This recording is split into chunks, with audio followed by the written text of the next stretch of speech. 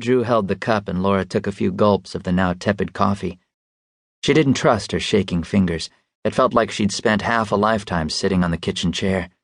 The room eventually stopped swimming, but her hands still felt clammy. "I'm okay." Maybe saying it would make it so. "You looked better that time you got food poisoning. What makes you think it's him?" "It's just balloons. Probably a mistake. I'll check for a card." Drew put the coffee down and headed to the front door. Laura's heart hammered in her chest and the adrenaline brought her voice back. "It's not a mistake, and they are the message. They can't hurt you, babe. It'll just take a second. Just get rid of them." Drew stopped and stared at her like she'd spoken in tongues. She held his gaze and lowered her voice. Much more yelling and she'd be worthless for the segment she was supposed to tape. "Drew, I won't have those things in my home. Put them down the trash chute, please." Okay.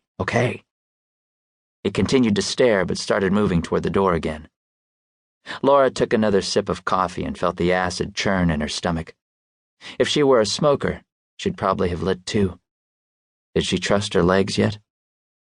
Muted pops sounded in the hallway and she screamed. Her spinning mind identified the sound as gunfire. Max had sandbagged Drew and she was next. The pops continued.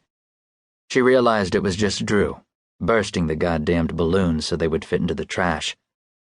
"Pull it together, lady. Better call Sid and tell him." "Tell him what?" "Hey, Sid can't make the meeting. I'm having a moment here after my ex came out of nowhere to tell me he's back in my life." "What?" "No, I didn't see him, but he left these balloons, see?" No, but I'm sure it was him." Screw it. She'd tell him in person. If it really was Max, Sid had to know. The front door opened and she fought a trapped feeling that roiled her guts until she saw Drew appear. "All gone. No balloons. How come you're so sure? When's the last time he contacted you?" Laura never talked about Max to anyone. She'd mentioned her failed marriage in passing when she and Drew had started dating, but that was it. "Not for years.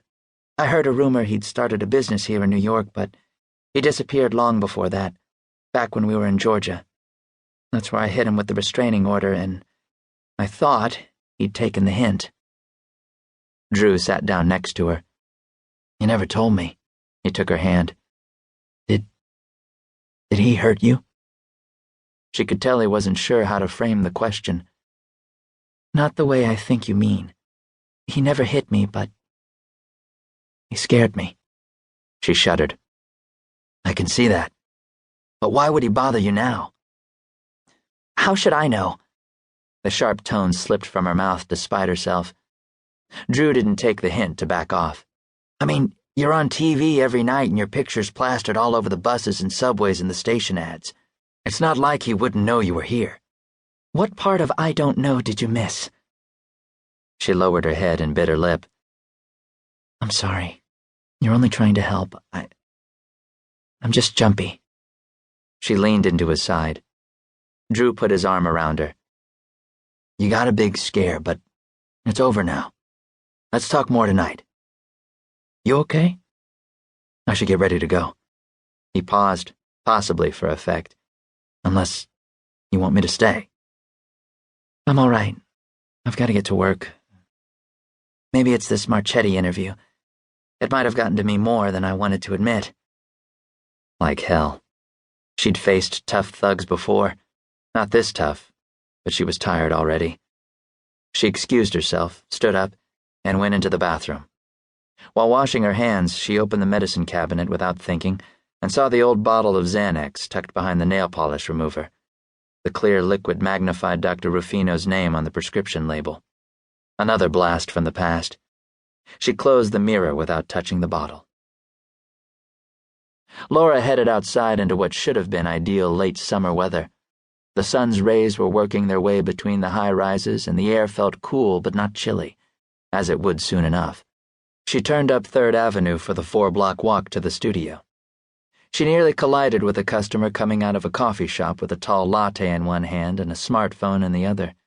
They did an awkward do-si-do around each other and muttered the standard curses that in the Big Apple